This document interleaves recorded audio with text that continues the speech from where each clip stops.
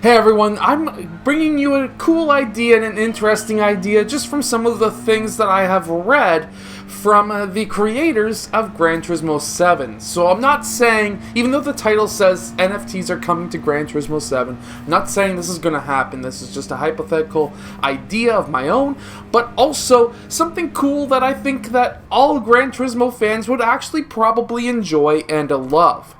So what are NFTs really quickly? Of course, this is technically something like a Bitcoin or the NBA Top Shot cards.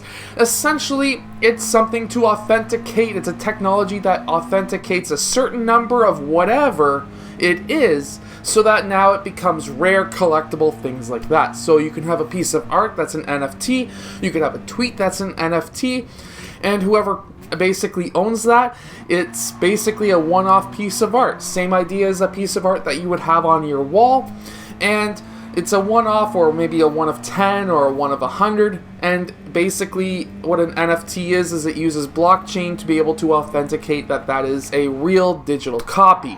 Now, some people think this is frauds. I think it's the future of everything. So let's really dig down deep and really see if this is something that could be brought into Gran Turismo 7, maybe Gran Turismo 8 or 9, or really any video game if you think about it. So, for example, in real life, there's only so many cars, right? So when you look at a really rare Ferrari, and they may only have had made maybe 50 of them worldwide, well, you can't just go out there and make one. You can't just go out there and say, well, I'm going to hodgepodge a whole bunch of different parts together and this will be a Ferrari of like a 1 of 50. No, that doesn't work like that. It cannot happen. But in video games, everyone can have that car.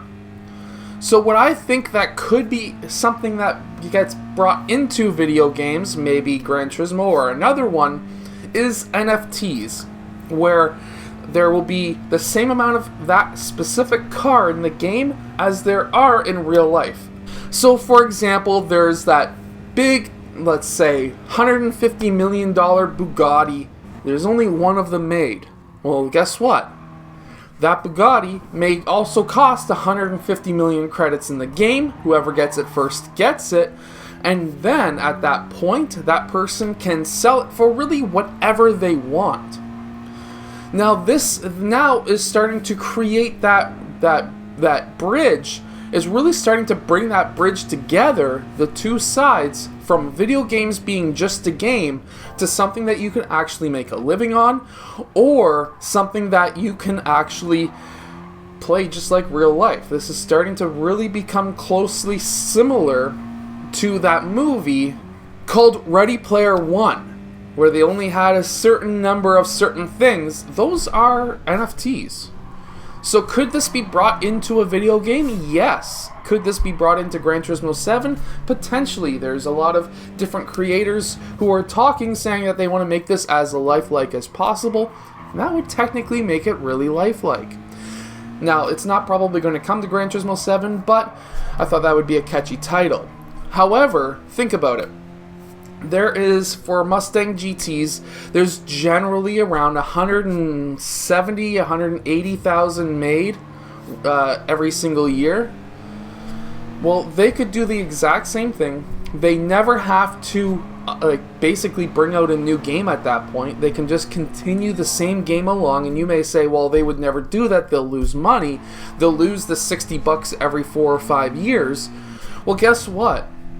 Instead of waiting 4 or 5 years to get a new update of a game to come out, and for people to finally spend their $60 with them, why not bring out updates for free every single year, and then bring out new cars every single year? And there are going to be a lot of people who are going to want to spend real money on the new cars, new upgrades for those cars. And then on top of it, we as gamers can make money, because then we can soup up the certain cars a certain way, maybe create our own cars and create our own car company inside the game, and then create our own cars to say, hey, this is a 900 horsepower, it's got this suspension with that engine, with this, that, and this, whatever. and it's a one-off, and I want $1 million for it in game. And then on top of it, that in-game currency could also be a cryptocurrency. So now we have a cryptocurrency with NFT cars inside of the game. I think this would be a really cool idea. Not too sure how well it would work in real life, but I personally think that this is really the future, where we have NFT things in games, whether it be like a Grand Theft Auto where there's only a certain amount of guns, a certain amount of cars, a certain amount of whatever inside the game, and then the currency inside the game is a cryptocurrency that has a real world value if you cashed out, and then basically cashed out and then put it into American or Canadian dollars, Brazilian dollars, whatever it may be.